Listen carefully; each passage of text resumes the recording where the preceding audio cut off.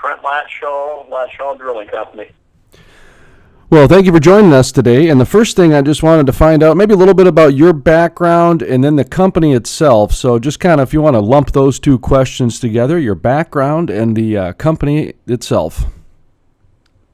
Oh, as far as my background, I mean, I've been in the industry about 44 years now, and started the company in 1981 when I was 27, and we had a kind of a long period there from about 85 to 03 where we didn't actually operate any rigs, and 03 we put one rig back to work, and 9 years later we had 41 rigs and over 1,000 employees, so we had a pretty good growth phase there from 03 to 2012.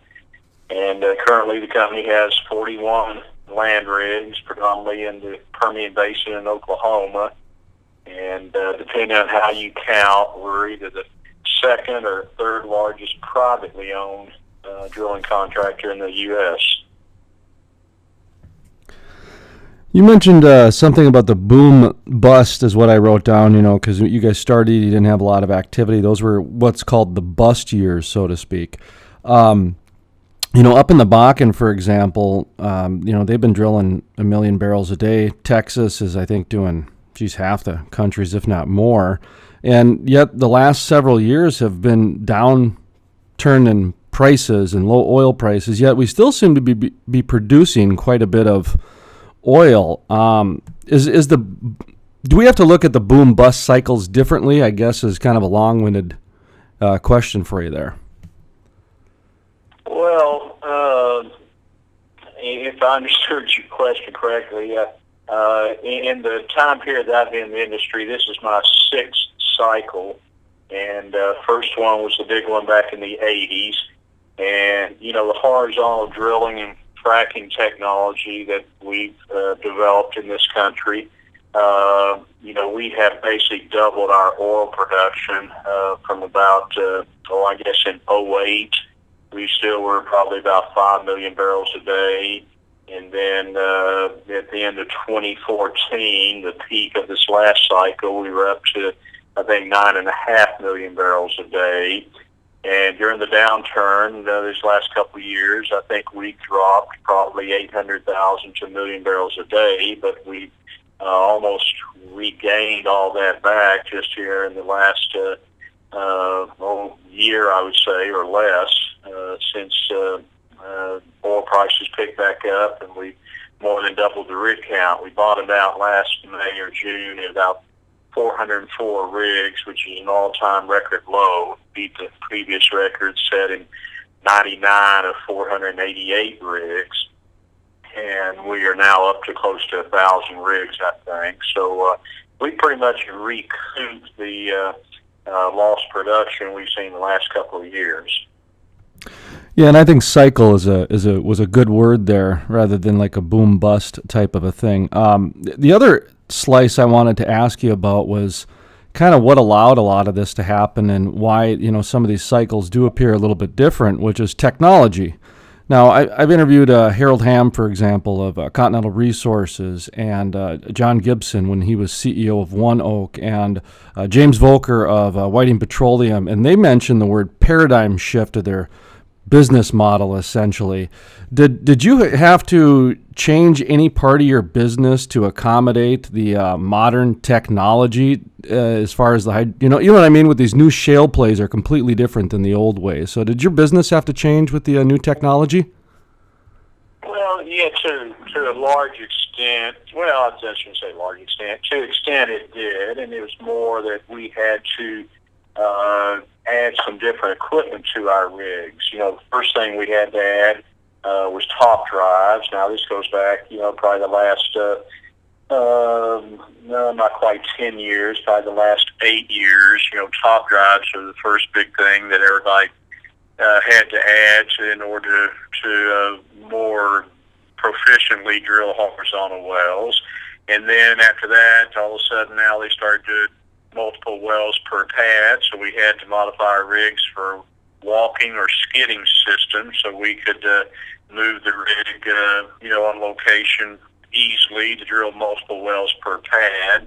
And the latest thing now is mud pumps that will handle 7,500 psi working pressure versus the normal 5,000 pounds that we've had for the last 40 years. And that is because they are doing longer and longer laterals. You start getting these out to 6,000 or 7,000 feet or more in lateral lengths, and you need the higher pressure mud pumps in order to drill efficiently out there. So, yeah, those three things: top drives, walking systems, and higher pressure pumps are things we've had to do and modify in our rigs to keep up with the changing technology. Trent Latshaw Drilling on the phone with us. Just a couple more questions. By the way, just sidebar real quick. People's reactions when they see those walking rigs, I mean, it's kind of fun to see their jaw drop, isn't it? Yeah, yes, it is. I mean, the mast and sub, when it's full of pipe, I mean, you're talking easily a million, maybe 1.5 million pounds of weight there, and to be able to walk that thing, 10 or 20 feet in a short period of time is pretty interesting. I talked to one of my competitors the other day, and they said they actually walked a rig 2 miles up in North Dakota last winter because they couldn't get trucks, and the terrain apparently was fairly flat, and it was frozen, and they just got a bulldozer out there and kind of cleared a path and walked that sucker 2 miles. I wish I would have had a video of that. Oh, that would have been interesting. You could have sold that to Hollywood for $1 million. Yeah, exactly. All right. The next question has to do with streamlining. So kind of along the same vein of what we're talking about here. You made these technological advancements, and through the course of that, not right away, but there was streamlining, right sizing was another word, becoming more efficient. You just mentioned 3 examples of technology adapting. Is there anything that you without getting into your finances or sharing secrets, any examples that you have that your company has done in the last several years to do the right sizing, the streamlining, or becoming more efficient?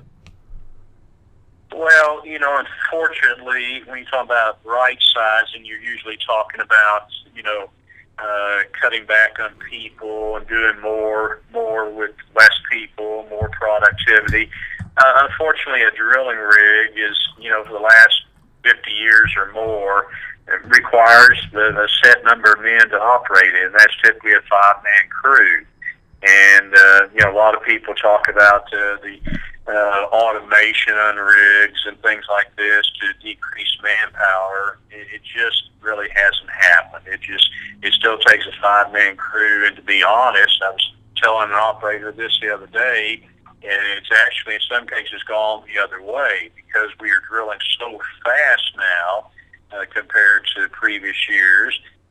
There's not enough time for the men to do some of the maintenance on the rig and other things that historically we've had time to do as we were drilling. And so in some cases we actually now carry a 6-man on the crew just in order to be able to keep up with everything because things are going so fast. So from our perspective, there hasn't been an improvement in productivity on the surface. Yes, there's been some great increases in productivity and efficiencies downhole, from the operator's perspective. So he can drill a well in half the time it used to, but on the surface, when you come to dealing with the drilling rig and whatnot, there just haven't been any real cost savings or right sizing or efficiencies gained there, really.